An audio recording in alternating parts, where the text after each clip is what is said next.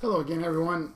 My name is Scott Webb. I am with East Coast Sports Investors.com, and you can also find me at my own place, WebbySportsInc.com. And today I wanted to go over the baseball slate. There's only 10 games. We can kind of quickly browse through them and see what we like and what we don't like, kind of break them down just a little bit. We'll go in order of time that they start. This happens to be the New York Yankees and the Washington Nationals. This is Sonny Gray against Eric Fetty. And there's some things in here that kind of tilt one way to another. This is not a play show, so this is just a break them down kind of thing. So the first thing we want to look at here is what Sonny Gray's done over his last 7 starts. I use game score as a measure because that tells how a pitcher performs. Irrelevant of whether he wins, irrelevant of the team wins. And in his case, his game scores of 54 over those last 7 starts.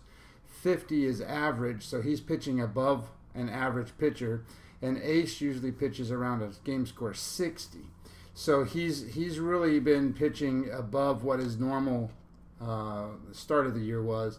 His year-to-date now is a 48. So whatever he's done over the last 7 starts, he has found a way to compete at the level that he used to. The other part to this, too, that I like in doing some of these games is when you have a pitcher that's pitching well and they're off a game where they pitched poorly. Generally speaking, that means that you're looking at a pretty good bounce back spot. And his last game out, he's through a game score 36.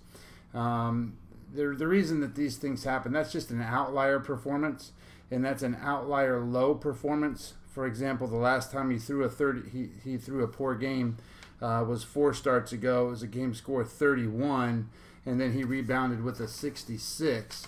He's also had a game score 28, and he rebounded with a 74.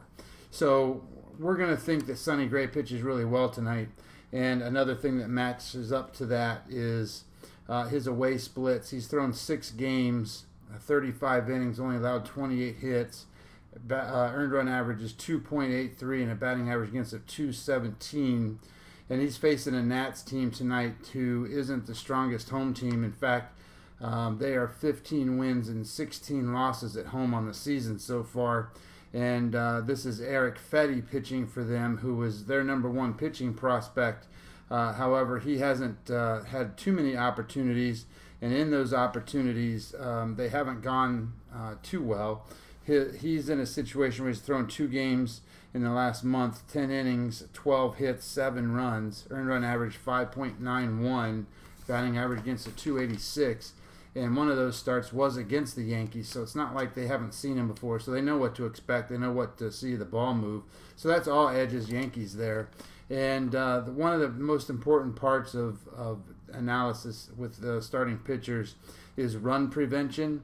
And you want to look at strikeouts. You want to look at walk percentage, batted balls in play, ground ball percent, home runs per 9 innings, batting average against, and the whip rate. So in this case, when you're looking at those metrics, they're pretty even when it comes to strikeouts. Gray's at 22.9.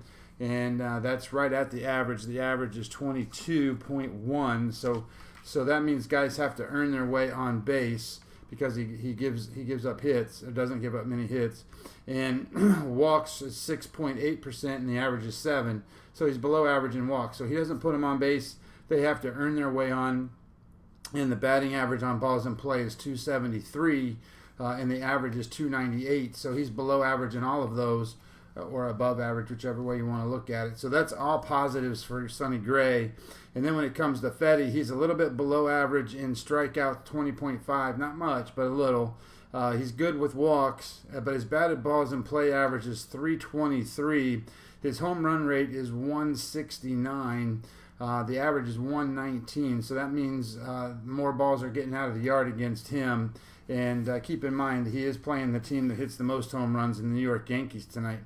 Another way to look at it, too, is swing strike percentage. Swing strike percentage is balls that are swung at that are missed by the hitter. and it's an idea that the pitcher's stuff is really good, which impacts obviously scoring and hitting and guys getting on base.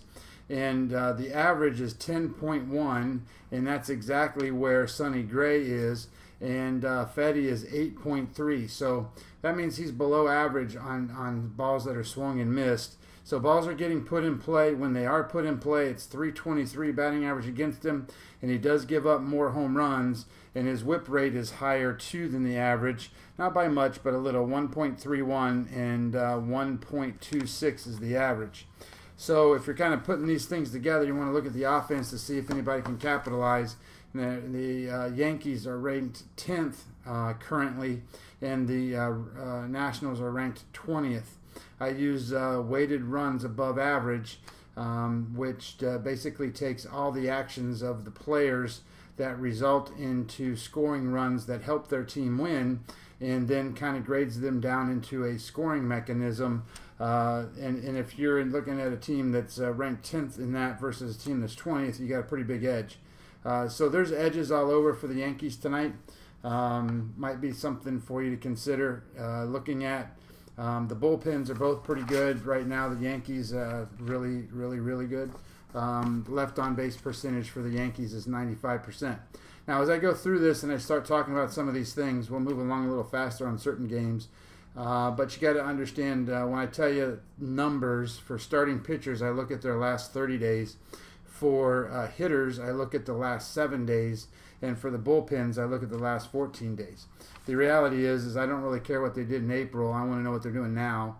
And I want to make sure that we have the right team that we're looking at, as opposed to a team that was previously doing well and then they haven't done well. Now they're doing well again or whatever. I don't look at the season-long numbers on many things. So anyway, just so you know where the numbers come from. The next game is St. Louis here against Philadelphia. This is Miles Mikolas against Nick Pivetta. This line right now is at Pivetta is minus 108 at home against St. Louis. My line in this game was St. Louis minus 115, so I think there's some value there. But let's first start with this. The Philadelphia Phillies are pretty good at home. They're 22-12 at home. However, in this case, we just talked about game scored and some of the different things, but we have Nick Pivetta, who has had 3 terrible starts in a row. His last start was a game score 29. The previous one before that's a 44, and prior to that was a 40. So his last 3 starts have been a 38. So he needs to really have a big game tonight. I don't necessarily look at riding that rebound in this case because he's thrown 3 games and all 3 of them have been duds. So I think that you want to follow that trend where he's been throwing poorly and not necessarily jump on the wagon and say, oh, well, today's the day he's going to throw a great game. You really want to have information that tells you that. And in this particular case, Pivetta looks like something has happened where either the opponents have figured him out, maybe he's tipping his pitches, maybe he's just going through a phase, I'm not sure. But over his last month, he's pitched 5 games, thrown 26 innings, gave up 27 hits, 15 runs in those 5 games with an earned run average of 519. That's not what he's been doing for most of the year, but it is what he's doing over his last 5 starts. And he has faced St. Louis before, and they have hit him. So he's pitched against them 2 times, 11 innings, 8 hits, 7 runs, 5.73 earned run average, and a batting average against of 211. So that means that maybe they haven't been bunching a lot of singles together, but they've hit some power shots against him. So the other problem with Pivetta tonight is his run prevention is pretty bad. His strikeout rate's really good. It's 24.8, so he keeps guys off base that way. But it gets mitigated some because his walk rate is 8.9, might as well say 9, and the average is 7. So he's above average when it comes to the walks. So some of the guys that don't get the hits get put on base because of walks. So that kind of balances that out. When you look at his batted balls in play, it's 347, so that's pretty high. The average is 298, so guys are getting on base against Pivetta. And his ground ball rate's 43%. It's not terrible, but the average is 48% or 45%. So the balls don't get in the air, which helps him, but he is a little bit below average there. So, for example, Mikolas is 52% when it comes to batted balls in play, or ground ball rate. And when it comes to batted balls in plays, he's 235. His walk rate's 3.1. So he limits everything when it comes to what he's doing on the mound. He's not a big strikeout guy. He's 20% on strikeouts. So balls are going to get put in play just a little bit more than what maybe with Pivetta does. But his stuff is good enough that the balls are hit on the ground. They don't go in the air. And that's important to understand because balls in the air tend to lead to extra base hits, doubles, home runs, triples, that kind of stuff. And that means that you don't need as many hits to score one run if you have multiple base hits. If you have two doubles, you've got one run. And in baseball world, it takes two hits to score one run. And if you have a walk and a double, you could score from there, and you only have one hit. So it's very important to realize the types of hits too that are against the teams. So I like the fact that Miles Mikolas is in a good spot here. His last 7 is a game score 60. His last 3 is a game score 60. Remember, we talked about that as being what aces do, and that's where he's at. So both of these teams offensively are doing pretty well. Philadelphia is ranked 2nd currently, and St. Louis is ranked 11th. So they're both in the top, top third, with the edge going to Philadelphia there. The next game is Milwaukee Brewers at Pittsburgh. This happens to be Jules Sachin against Trevor Williams. And one of the interesting notes here is that most people, think of Sachin as, just sort of a hangover kind of guy, veteran that is there to pitch up some innings. But he's pitched 15 starts, and in the team in those 15 starts are 12-3. So he's pitched very well, actually very dominantly well. Away, he's thrown 9 times of those 15. So he's actually pitched more away games than he has home games, and they are 7-2 in those games. They're actually 5-10 to the under, and that means that he's pitched well in those outings. His last 5 games over the last month: 276 earned run average, 208 batting average against. So he's in a really good position. He's pitching very, very well, and he's pitching against a guy that started off the season really well, and hence why I don't use a lot of those numbers that have started. Trevor Williams was one of the most surprising pitchers at the beginning of the season as he pitched well, and over his last 7 starts, his game score is a 41, so that's very bad. His last 3 starts is a 30. If you go back, it's a 25, a 35, a 31, a 35 in his last 4 starts. So those aren't numbers that you want to really try to be supporting and backing. He's 1-4 in his last 5 starts. And when it comes to things like run prevention with Williams, he only strikes out 16% of the guys. So there's going to be lots of balls in play. And the batting average against him in balls in play is 365. His swing strike percentage is only 6. It's one of the worst in baseball, 6.2. Yeah, being at 6.2, that means he's not getting swings and misses. They're hitting the ball. And the batting average against him is 323, so that's evident of that. And then his walks and hits divided by innings pitched, his whip rate, 1.71. So that means he's almost allowing 2 guys on base every inning. So I would suspect that Milwaukee is going to get lots of opportunities here tonight. And then secondly, against right-handed pitching so far this season, Milwaukee is plus 15 units. And on night games, not that I really pay too much attention to this kind of stuff, but it was worth noting, night games, they are also plus 15 units. So maybe they don't like the daytime, and maybe they got a bunch of vampires out there or something. But the reality is that these guys are in a position that they should excel tonight against this pitcher. Both offenses are doing well. Milwaukee ranks 6th right now. Pittsburgh ranks 4th. And Pittsburgh's bullpen is at 64.7 left on base percentage, which means they are 7% below average, and means basically that more than 1/3 of the guys are getting in that they're supposed to be preventing. So Milwaukee probably has a pretty good shot tonight. The next game is the White Sox and the Indians. Spend a little less time on this one. We got two pitchers that are pitching very well. You've got Dylan Covey for the White Sox. Got Cleveland with Trevor Bauer. 56 for the last 7 starts for Covey. 54 for Bauer. Bauer was in the 60 range for a while. He was pitching like an ace, but his last 3 starts is a 48. So I like the idea here that you got two really strong pitchers. Their metrics, by the way, show a really low-scoring game. The xFIP number for Covey is 297. For Bauer, it's a 234.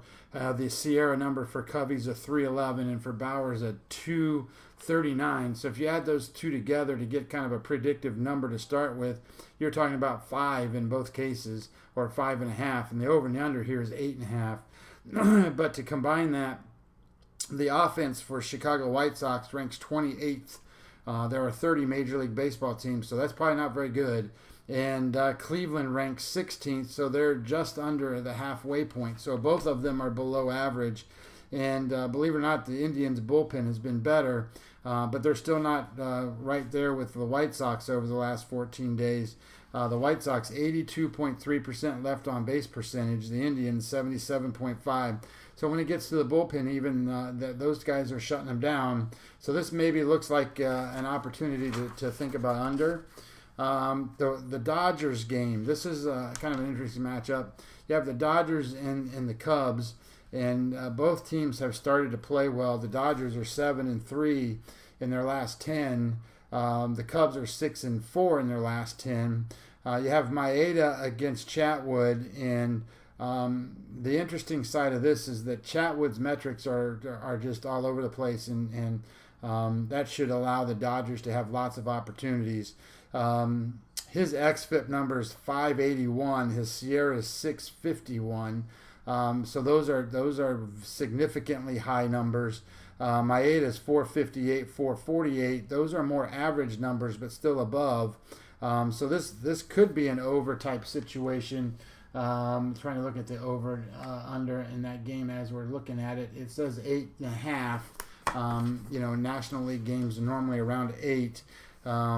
So that's an opportunity here.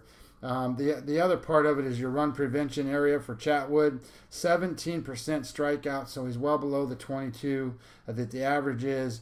The average walks are 7, and he's at 22%. So not only does he not strike anybody out, he puts guys on base like crazy. And then his batted balls in play are 344. So he's going to provide tons of opportunities for the Dodgers tonight. And it shows in the whip rate of 2.31. So that means he's averaging almost 2.5 guys on base per inning, but he's only averaging now about 4 innings. His last 5 starts over the month, 20 innings pitched, so 5 and 4. That's 4 innings that he's going, and he's allowed 23 hits. Earned run average is 6.20, and a batting average against a 284. Keep in mind, too, that the Dodgers played the Rockies because they're in the same division, and that's where Chatwood came from. So they've seen him many times. In fact, their lineup has 105 at-bats against him, and they have 30 hits. And in those 30 hits, 14 of those 30 have gone for extra base hits for nearly half. So that means there's real high damage blows against Chatwood tonight. So this may not be the best spot to be backing the Cubs. Then you have this Tampa Bay-Houston game. These kind of games with these Rays doing their bullpen stuff gets a little messy. This is Ryan Stanek against Garrett Cole. However, there's only one way you can look at this game. When you've got a team that's won 11 straight games, they're 10-0 in their last 10. You cannot bet against a team like that. I mean, I don't really, if you want to take your chances, you can, but this team could go on for a little while, and they've been covering the run line too.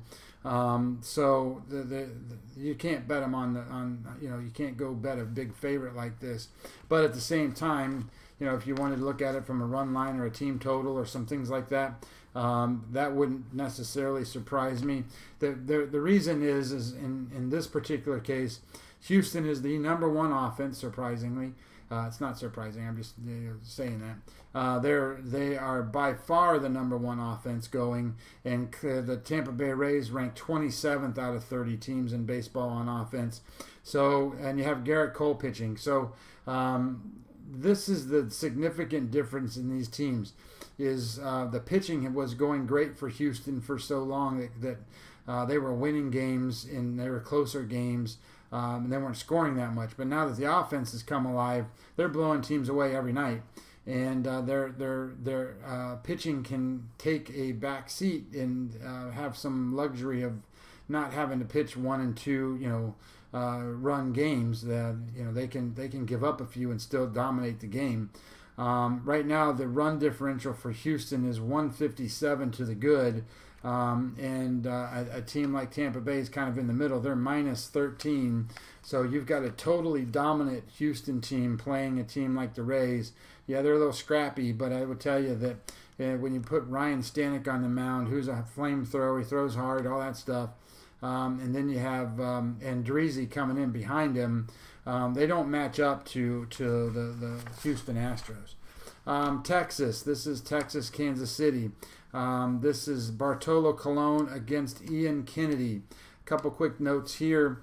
Both of these teams are very poor. Well, I shouldn't say teams. Both of these pitchers are very poor at run prevention, and the strikeout rate is 22% is average. The Colon is at 13.9. Kennedy's at 18.3, so both of them are going to have balls in play. The batting average against them on balls in play is 321 for Colon, 329 for Kennedy. So they're going for hits. They're making sure that these pitchers are paying the price. And not only that, but Kennedy's got a 10% walk rate, so he's poor at preventing guys from getting hits, but he's also poor at putting guys on base. So that looks like bad news altogether for them. And when it comes to ground ball rate, both of them are low. Colon 36% and Kennedy is 30%. The average was 45, so they're well below that number. That puts balls in the air, and for Colon, you can see it. It's 3.80 home runs per 9 innings. So if he were to go 9 innings, you could expect almost 4 home runs. And Kennedy's 1.35, which is better, but it's still above average. The swing strike percentage for both of these guys, it's not even, it's not there. I mean, 4.8% for Colon, 7.6 for Kennedy. That means that they're not fooling anybody. They're not getting swings and misses, and the offenses should feast.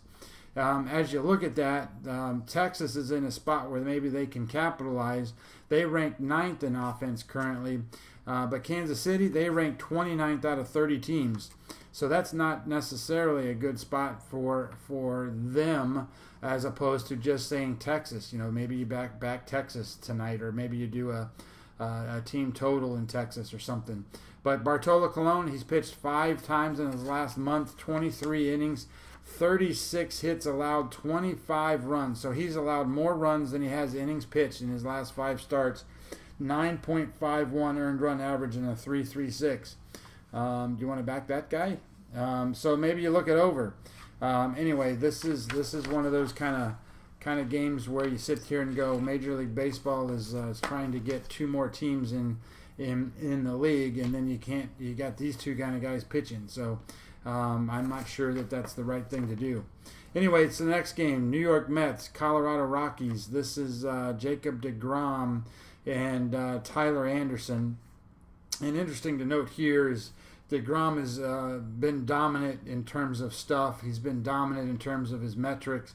He's at 2.93 Sierra, for example, and Anderson's a 4.72. So you almost have what's 1 3/4 runs. So you almost have a 2-run edge in starting pitching. And then when you look at the bullpen, Colorado's bullpen is a meltdown. They're 56% left on base percentage. That means 44% of the guys that those guys are out there to prevent from scoring are scoring. So that's not a spot to be in. So you have a starting pitching edge in New York tonight. You have a bullpen edge for New York tonight. The only thing that's not an edge is their offense. Their offense ranks 25th, but Colorado ranks 17th. And honestly, there's no home field advantage for Colorado playing at Coors Field these days. They are 11-19 at home. So this might be a good spot to see if Jacob deGrom can get a win. He has lost his last 5 starts. That doesn't mean he personally took the loss, but the team has lost, and that's just because they don't score. And maybe they have an opportunity to tonight. Arizona and the Angels. This is kind of an interesting matchup. This is Zach Greinke against Jamie Barria. And a couple things to keep in mind here.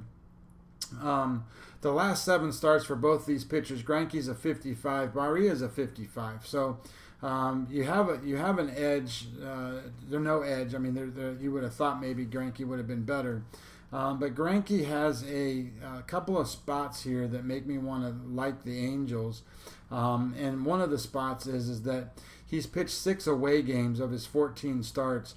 Their team is 2-4 in those games, so only 33% wins. He's pitched 35 innings and gave up 42 hits. He's given up 24 runs, and that's a lot for him. The earned run average is 5.91 in his away starts, and a batting average against of 296. He has faced this Angels lineup, players in the lineup, several times, actually quite a few times over the years. 190 at-bats against him, 56 hits. 24 of those hits have gone for extra bases. So that's pretty heavy damage in that particular realm, especially with that much offense been seen. And a batting average against of 295. So he's not going to be out there fooling the Angels tonight. They've seen him. And where the Angels have an edge is that Barria has not been seen by any Diamondback. And when the pitcher hasn't been seen by the hitter, the pitcher has an edge. So if you go down the list here, I don't want to make it too much of a big deal, but Pujols bats .343 with 6 doubles. Upton bats .313 with 2 doubles, a triple, and 3 home runs. Valbuena .423, 3 doubles and a home run. Mike Trout .385, 2 doubles and 4 home runs. Calhoun, who may not play, he's batting .455 with the home run. Simons is batting .300 with a double, and Rivera, the backup catcher, .571, 2 doubles and a home run against Greinke. So these guys not only have hit him, but you can see all the damage that they've provided in there. So when it comes to where we're looking at this game, there might be some value tonight with the Angels at home, and they are -117. It was earlier today. It was more like a pick'em type game, but it move in that direction. I can understand that. And the last game is Miami and San Francisco. This is Caleb Smith and Andrew Suarez tonight. And kind of interesting to note here that that San Francisco is a big favorite in this game, and I'm not sure that that's necessarily the right way to be moving the line. The line this morning was 145. It's 160, and just kind of looking at it in terms of value. The last 7 starts for Caleb Smith, he's a game score 53. On the season, he's a game score 55. And when you look at Suarez, his game score for the last 7 is a 45. And for the season, it's a 49. So he's a below average pitcher, and Smith is an above average pitcher. Smith's won his last 2. He's 4-1 in his last 5 starts. Although I will say that the Giants are pretty good at home, 19-11. When you look at Suarez over his last 5 games, he pitched 25 innings, 26 hits, 15 runs.